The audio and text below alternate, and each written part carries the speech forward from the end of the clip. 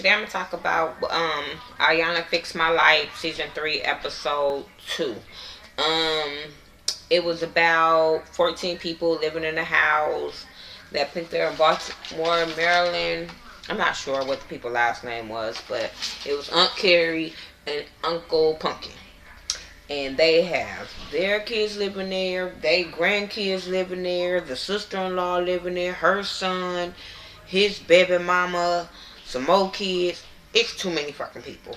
Nice big ass house, but too many damn people. I'm just saying, too many. Anyway, so she comes, Ayana comes, she comes, and we find out that Aunt Carrie, she's an alcoholic. She has been, well, this is the way her family portraying her, that she's an alcoholic, she's violent, she's mean, she's a bitch, yada yada yada. She just is like, I, you know, they kind of had conflict of, she didn't want them there, but this is her husband's. Most of these people are her husband's people, so she didn't have no choice. So Ayana comes, she sends her off so she could talk to the rest of the family, so she can get an understanding of how the family feel about Aunt Carrie. So they basically goes in on her. They all calling her a bitch and how she's mean and she's always got something to say. And the sister-in-law was like, we used to get along, but then she turns and then I just walks away. The son said he walks away. The nephew, Jamal, was just like, we have got into it and I'm not going to take her disrespect. I don't care who house this is. And I'm sitting there like, y'all over 18, get the fuck out. Like, besides the little bitty kids running around, get the fuck out. Like, how can y'all complain about this lady and y'all in her house? I'm just saying. I was so turned off by this queen ass Jamal and the way he just didn't give a damn, didn't have no respect that that was her house. He just didn't give a fuck. And even Ayana was looking at him like, this is her house. This is her house. And he was like, yeah, yeah. And I still don't want to be disrespected. And I'm like, get your messy ass out. I was going to call him something else, but I don't want to be just mean to other people. So get your little messy ass out. I just wasn't here for his little, I wasn't here for him. I don't like Jamal. I don't give a fuck. He's a bitch. Just straight bitch. So anyway, they, she just basically going down the line and she was just basically saying how she needs to talk to the husband and all this kind of stuff. So the next day she goes and see, I don't know if it was the next day, later that day, shit, I don't know. But she went to go see Miss Carrie and they had a long talk. And Miss Carrie is just basically over it because she said that she was informed. She wasn't asked can they come, she was informed. She was told the day before that they can come, and I'm sitting there like, this where's the problem, this is where the attitude's coming from. She didn't approve for these motherfuckers to come to her house. She already had her kids and her grandkids. Why would she want a million other motherfuckers in her house? I'm just saying. And just like we found out that from the family that she had lost a baby like that was stillborn a week after the baby was born. So she still had resentment from that. She didn't like to talk about it. She was shocked that her husband even talked about it. So when they were talking about it, she just broke down. This lady is just so, to me, she was just so hurt. She felt like her husband didn't care.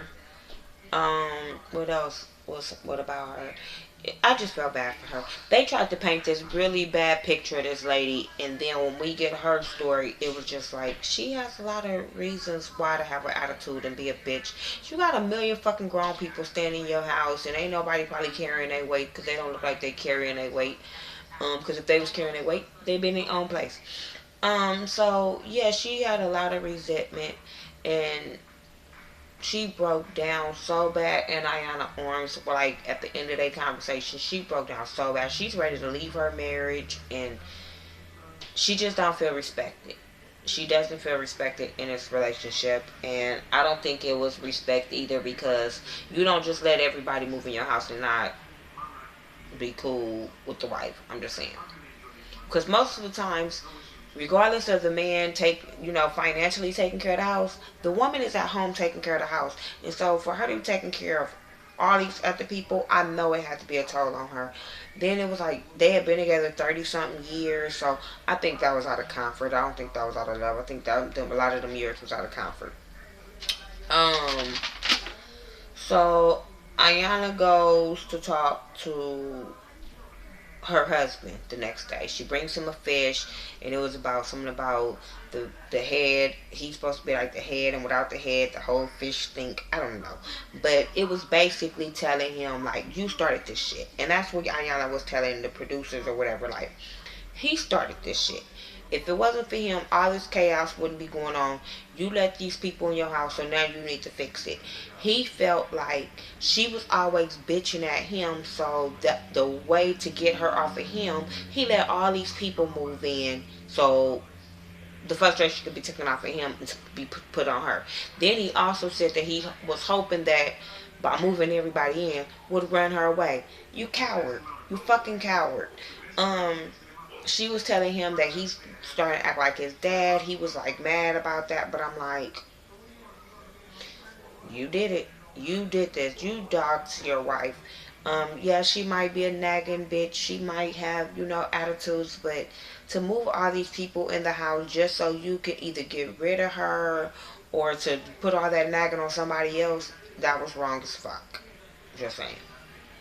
Um, so anyway, she finally gets them to the top, and they start talking, and you can tell that they really really love each other.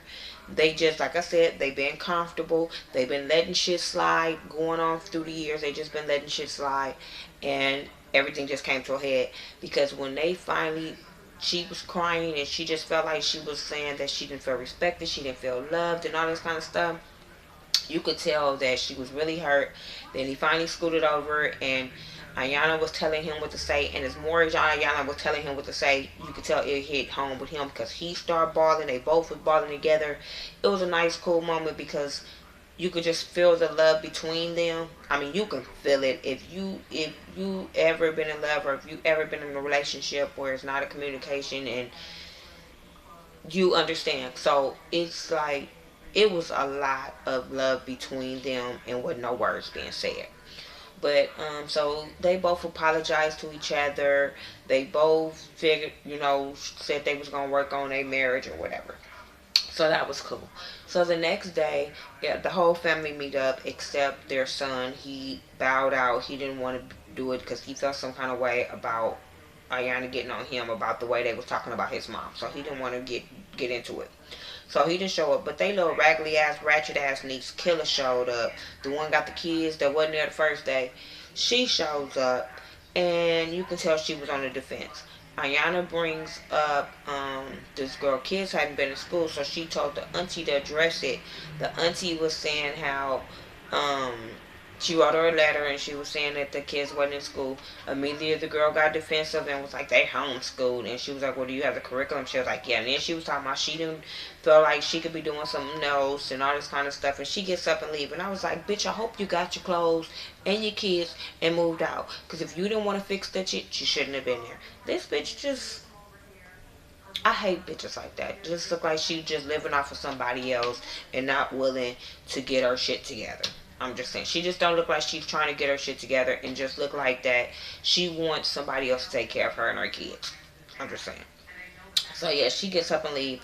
The other family had said that they were gonna not drink for 30 days since the auntie said she was gonna do it. Then the father said he was gonna do it. So then everybody started saying that they was gonna stop drinking for 30 days. After they went off and said that they didn't commit to not drinking for 30 days, but they drinking less. I'm just saying. Then they said Matt moved out. Jamal and the other one was supposed to be moving out. The girl got her kids in school because she knew what she was going to look like on national TV, saying your kids are not in fucking school. So, yeah, that was my review for Ayana Fix My Life. It was a really good episode. You learned a lot. Like I said, I learned something every time I watch her episode.